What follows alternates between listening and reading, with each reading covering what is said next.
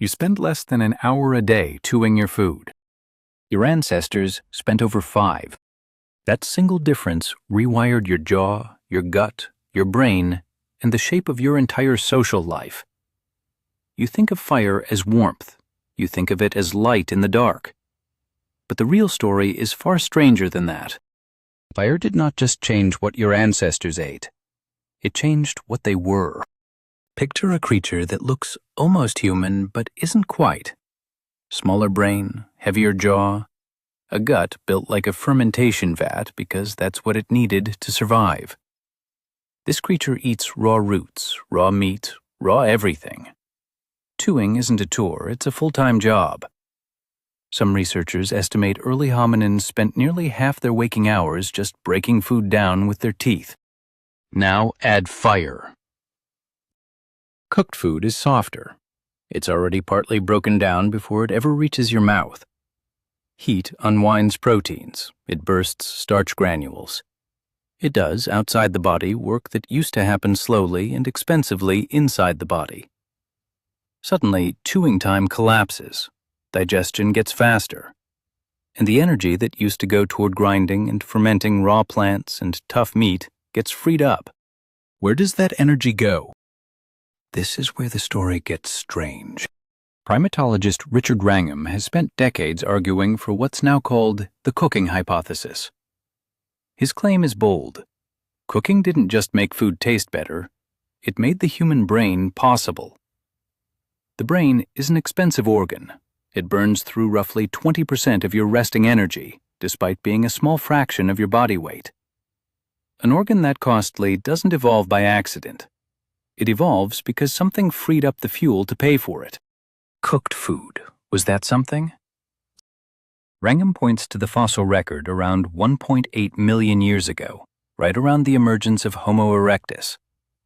Brain size jumps, body size shifts, teeth get smaller, jaws get less robust, guts shrink.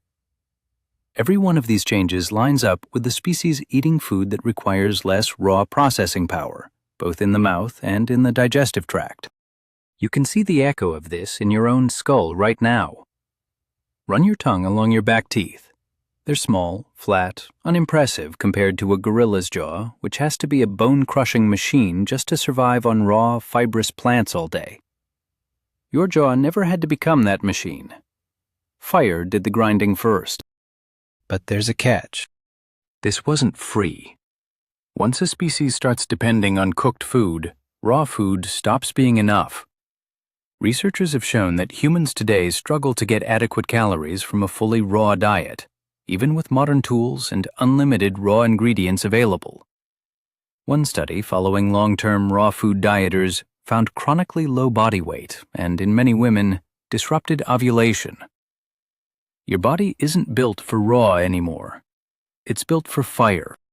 That's a strange kind of dependency to evolve into. You don't just like cooked food, you need it. And once you need fire, fire needs tending. Here's where things shift from biology to something else entirely.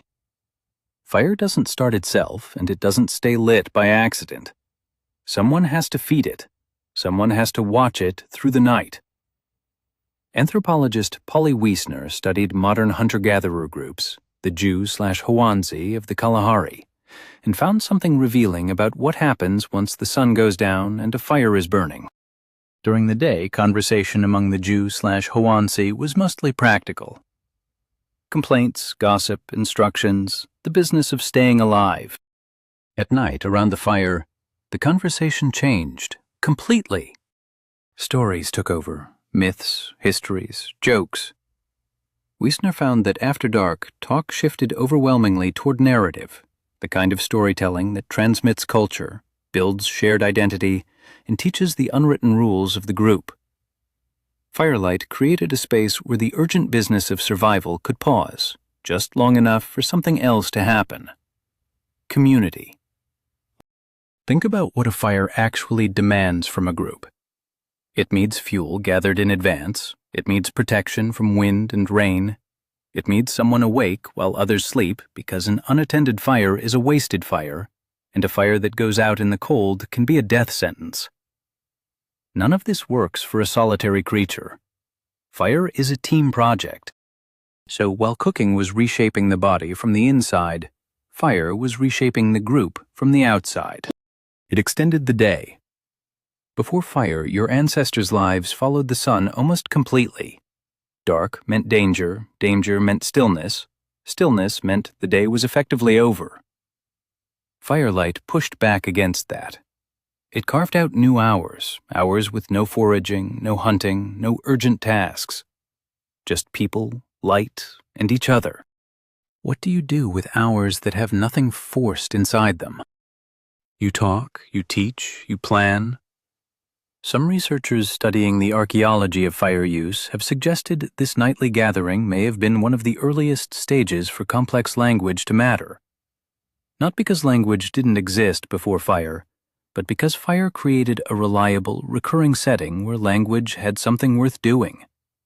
Passing down knowledge, negotiating relationships, building the kind of shared mental world that no other primate group manages at this scale. There's a darker layer underneath all of this, too. Cooking made meat safer. Heat kills many of the parasites and pathogens lurking in raw flesh, and it neutralizes some of the toxins present in certain raw plants. A species that controls fire can eat things a species without fire cannot safely touch. That's an enormous expansion of the available menu. Roots that would otherwise be indigestible, meat that would otherwise carry disease. Fire didn't just make food easier, it made more of the world edible. And once more of the world is edible, you don't have to move as far, as often, searching for the narrow band of things you can safely eat raw. So picture the full chain. Fire softens food. Softer food means less chewing, less raw digestive labor, more spare energy. Spare energy funds a larger, hungrier brain. A larger brain, fed reliably, can support more complex social behavior. Complex social behavior needs language and shared narrative to function. And the campfire, the actual physical fire, is the nightly stage where that language and narrative get rehearsed, generation after generation. None of this was planned. No early hominin sat by a fire and reasoned out brain expansion. It happened the way evolution always happens. A small advantage repeated relentlessly over hundreds of thousands of years until the advantage became the species. Here's the part that should genuinely unsettle you. You are not adapted to a world without fire. Your teeth are too small for it. Your gut is too short for it. Your brain, the single most expensive organ you own, was financed by a bet that cooked calories would keep coming. Every time you turn on a stove, you're not performing a neutral convenience. You're completing a transaction your ancestors started 2 million years ago and never had the option to walk away from.